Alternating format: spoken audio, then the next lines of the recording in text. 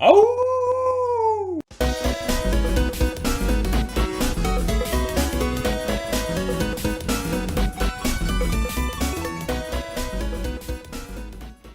Hey everyone, welcome to Prince the Gay. I'm your host Connie, and today we are here with the 1994 movie Wolf. This is the second of our Werewolf Week for movies. If you are new here and don't know what's going on, normally we have movies every Saturday and Sunday. But at the end of every month, we have an entire week of 5 movies between Monday and Friday. And so today is our second of those. Yesterday we reacted to Wolfman, the 2025 version, and now we are here with Wolf. And so I don't know anything about this. Like, I know less than I knew about Wolfman, and I didn't know a huge amount about that. Um, I don't know what to expect with this film at all because I've never heard of it prior to it being requested.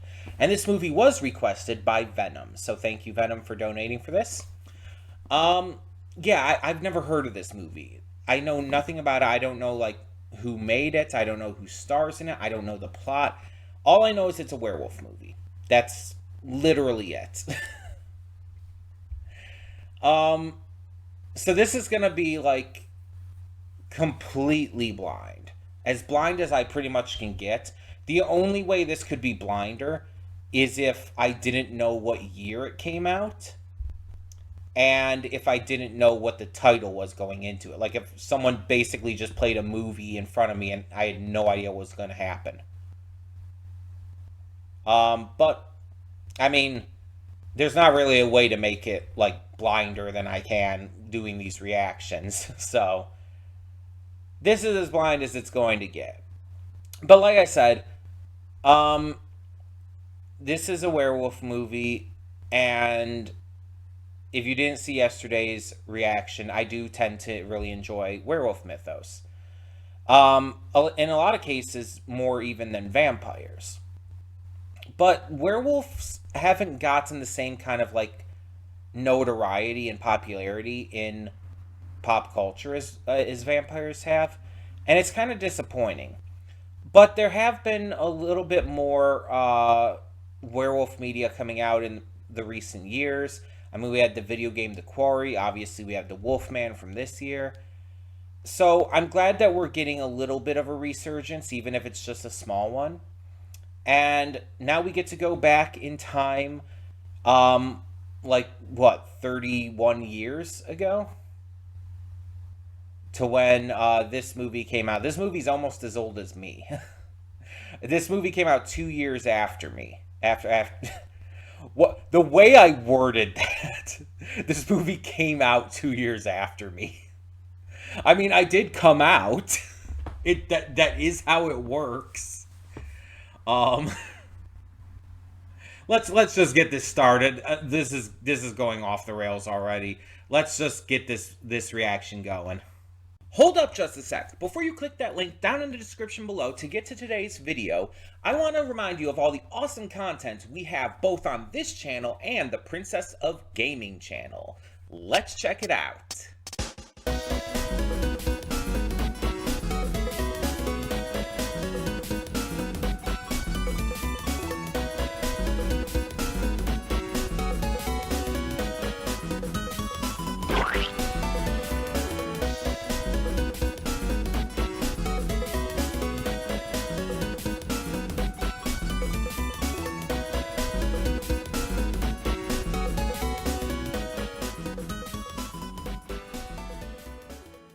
And we are back, and we'll begin with spoilers in 3, 2, 1, now. So first off, I want to explain what happened there near the end, like 10 minutes before the end.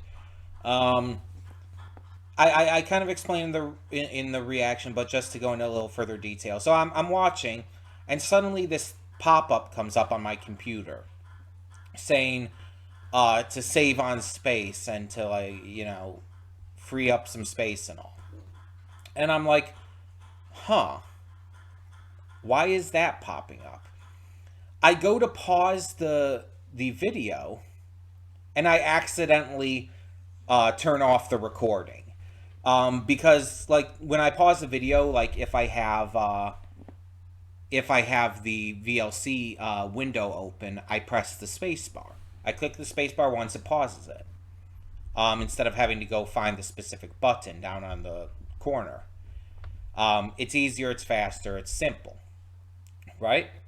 So but the same thing happens with OBS. If the last button I pressed on OBS was like start recording, then if I press space, it'll act as if I press the button. So that's what happened. But it was a blessing in disguise, because after it stopped, I decided, you know what? Before I start this up again, I'm gonna real quick go check to see if I do need to free up some space, and I did. I had I think 200 megabytes free, which might have been enough more to get the rest of the video done. But because I had already paused it anyway, and I was already gonna have to, edit the two parts of the reaction together, I decided, you know what? Why not just go and delete some stuff? The redirect files, like the edited redirect files that you see here on YouTube, because I'm editing a few different videos together, I have the file for the pre-thoughts, the post-thoughts, plus the opening, and then there's also the mid-card part. It's like, because it's editing all that together, it ends up taking up a lot of space. If I go to this real quick, because I still have the window open, like for example, Fire Force, the recent Fire Force episode, the redirect for that for season 3 episode 5 is 1.26 gigabytes, just for that file. And of course, it's going to be longer depending on, or bigger depending on how long I talk, how long the pre-thoughts and post-thoughts are. For example, Free Run episode 12 is 3 gigabytes. Heavenly Delusion episode 11 is 2.21, and so on and so forth. Or like even Wolfman from yesterday, that's 3.04. So as you can see, it's like those end up taking up a lot of space. And I had a lot of those still from like reactions from previous weeks and stuff that I hadn't deleted. Because even if something happens with the reactions, the redirects are almost always fine. I never have an issue with needing to save those, so I don't. But I had just a big stock up of them. And so I went and deleted a bunch of them, cut them back quite a bit, and like freed up, I think it said about 100 gigabytes worth of storage on my computer. So yeah, that's what happened, and it's like just a wild thing to occur in the middle of a reaction. Well, not the middle, but you know what I mean. It was like pretty much the end of the reaction. But yeah. So let's actually talk about this movie. This movie was about 2 hours long, and it felt like 3. This movie is slow. It is really slow. And that's the only real issue I have with it. But it is an issue because, like, I noticed at about the 1 hour mark, about the halfway point, I checked the time because I'm like, this has got to be like close to the end, but based on what's happening like in the movie, it can't be. I looked at the screen, it's like only 1 hour in, I'm like, what the fuck? How is this only an hour in?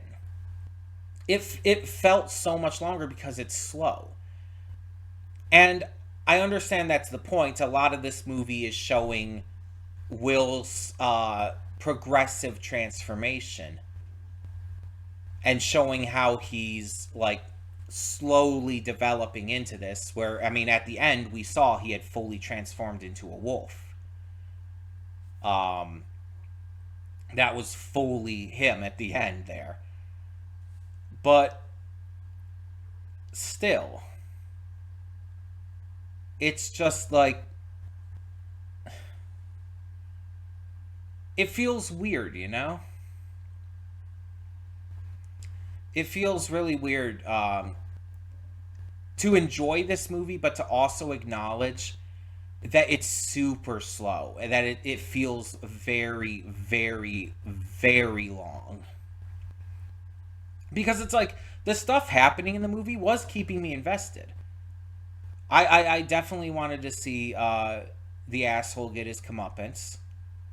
Which, by the way, James Spader, who played him, it's like, I'm like, I know the name, I just can't exactly place it.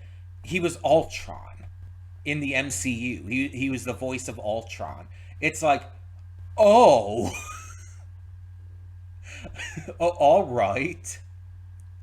Also, apparently, David Schwimmer was one of the cops. I think he was like the cop that got his cuffs stolen, which is wild to find out. Like when I was looking up the cast and everything, it's like, oh, okay, sure. Random as fuck. Um, but yeah, and it's like the cast did a great job. I loved all the performances. Even if like there was a good portion of this where Jack Nicholson's performance was super subdued, it's like that was the point. Because we're supposed to see him become more like what we expect from Jack Nicholson, let's be honest, after his transformation. He gets, as the movie goes along, more and more aggressive, but also more and more intense. His performance ramps up into becoming more of like the crazy, kooky Jack Nicholson we all like adore. One of the reasons why he's such like a beloved actor. But he starts off so like kind of boring. He's just like this boring average guy, and I like said it like pretty early on as well. Like the way he handled a lot of those situations were like how I would tend to handle a lot of those situations. I'm very non-confrontational, and I would probably just like meekly agree with whatever was being told to me. It's like I acknowledge I'm boring, though. I acknowledge I'm not that interesting or exciting. So at least I'm being self-aware entirely with with my complaints against like how he was initially. But once he started like becoming more um becoming more interesting in terms of his performance, it really allowed him to shine.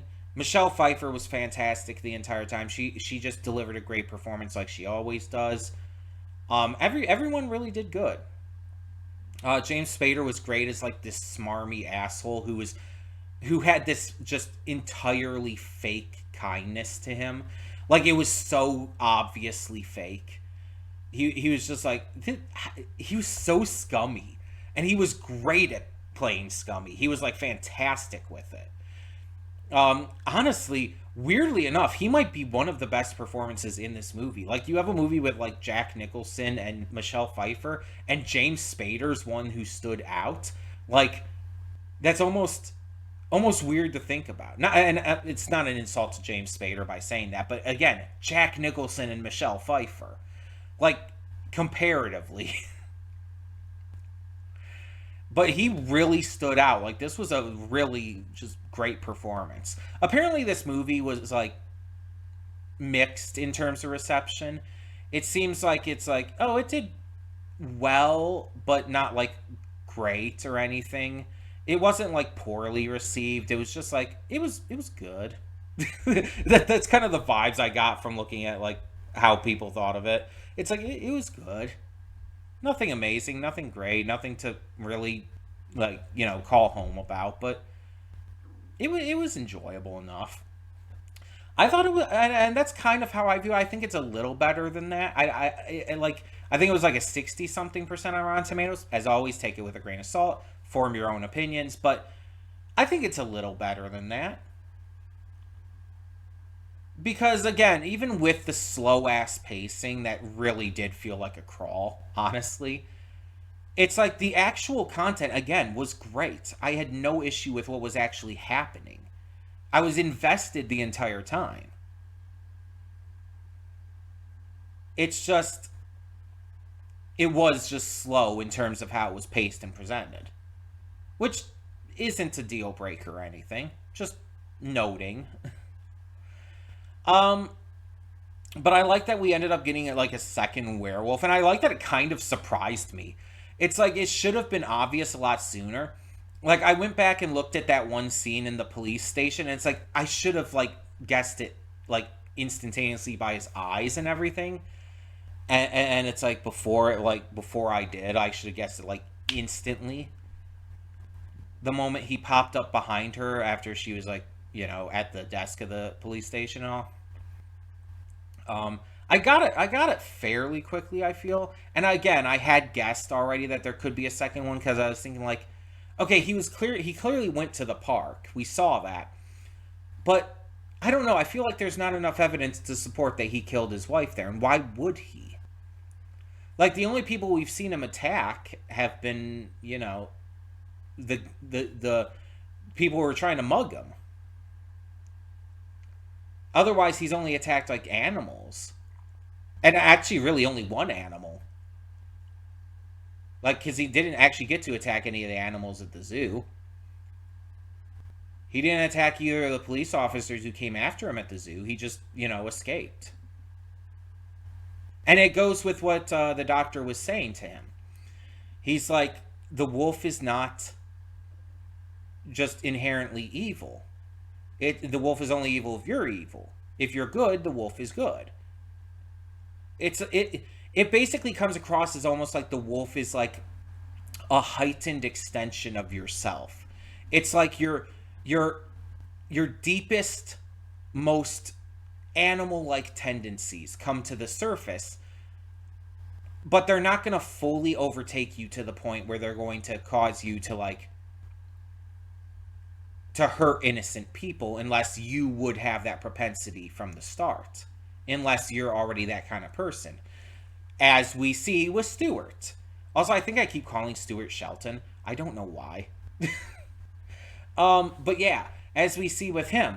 Because he's already a piece of shit. He's already a terrible person who, like, wants to, like, who has been, like, cheating with Will's wife, who has been like trying to go behind his back to get him like fired and to replace him.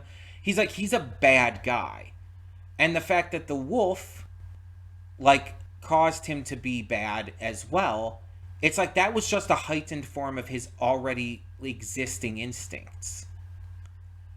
He already had the propensity to be a killer and a rapist, as we saw. Like he tried to rape her. Like he absolutely did. And it's just like, that's like, that was just him. And again, like his performance made it very clear he was scummy as fuck, but it's like, it made it very clear, especially by the end, how scummy he was and how bad. It's like at the beginning, you don't quite get that as much, but it builds. Like everything kind of builds in this. It's also a very interesting take on the werewolf story because it's very unconventional. First off, getting the werewolf infection from a bite from an actual regular wolf is very much not how it usually goes. On top of that, you have the aspect of the wolf spirit is kind of what's taking over you. The wolf like transfers its spirit to a degree into your body and everything, and it's like taking over you and shit. And it's like, okay, that's a more mystical take on it than usually goes with. And again, just the fact that it's like very dependent on your own personality and your own character and willpower as to how the wolf ends up being. It can be good or bad or whatnot, or just based on who you are as a person. So it's like that's also very interesting because usually werewolves are just beasts for the most part. So they did some interesting things, and this also didn't like tackle the entire silver being a weakness thing. Really has not been much of a thing going into either of these two movies so far this week. But yeah, both of these movies have also had two werewolves fighting in them and one killing the other. Well, okay, to be fair, Michelle Pfeiffer, her character, was the one to kill him. She got the killing blow, which I actually really liked. She ended up saving him in the end. Really nice touch there for 1994, you know? But yeah, she actually was the one to get the killing blow. But still, seeing the two werewolves fight is still really cool. It's just cool. Because werewolves are just cool. Werewolves are badass. It's just a cool concept. And sometimes that's all you need, but of course, both Wolfman and now this gave a little extra in very different ways. While Wolfman focused more on its metaphors and characters, this one was like telling an entire story of a man like dealing with his transformation and trying to figure out how to either stop it or control it, or what it meant and everything. And you saw his reaction, by the way, when he was told his wife was killed. He genuinely thought he had done it, and he was so scared. Like he went pale. Like he had just come out of the shower, but it made a point of showing how wet he was to like represent how shaken he was by that. It was a great visual representation of that. He was so genuinely shaken, and obviously Jack Nicholson did a phenomenal job with the performance there. He sold that exceptionally well. That was probably the single best moment, like in terms of acting performance in the film.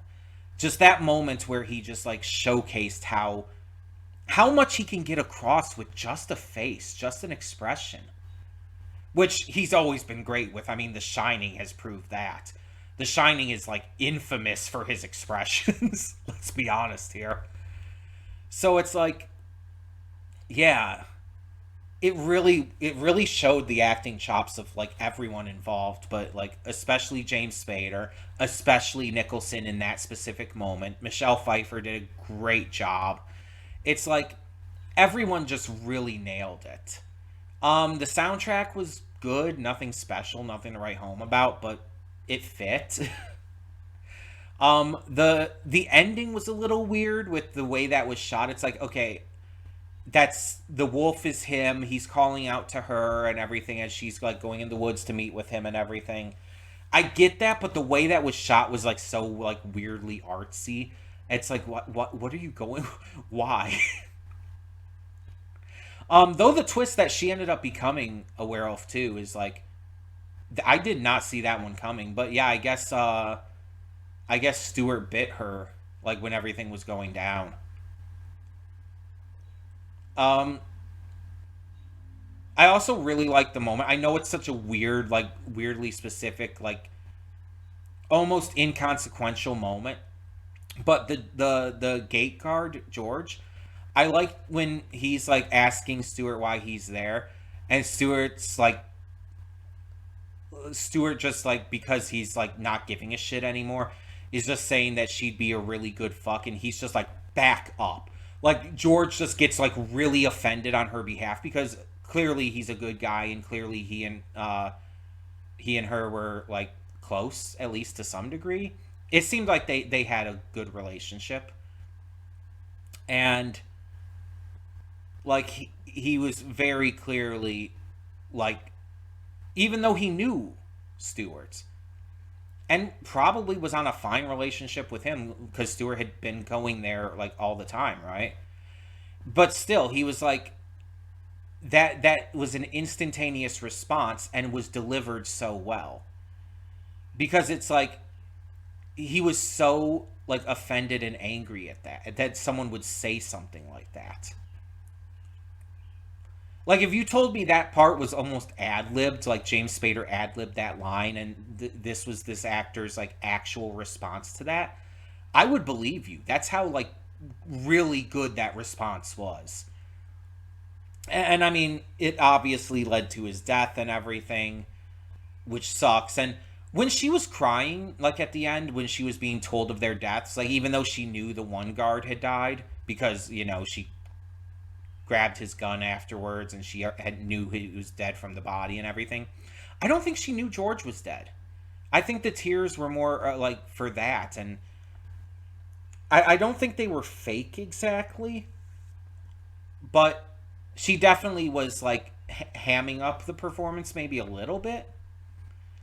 Um, but yeah, the reveal, like, cause I didn't notice anything like weird until like it revealed the smell and everything. The instant she talked about like what he had to drink, it's like it instantly clicked for me on that one. Yeah, just a good movie. Nothing amazing, nothing spectacular, but good, enjoyable. And I mean, with a cast like this, I mean, I would hope it would be. Though, good cast doesn't automatically mean good movie. I mean, look at is it Batman and Robin, or is it whichever the one with Jim Carrey and Tommy Lee Jones, Riddler and Two Face, whichever one of those that is. I know Batman Returns is the one with Michelle Pfeiffer. Um, whichever the one has that has them in it. Terrible movie, fantastic cast. Jim Carrey's amazing. Tommy Lee Jones is great.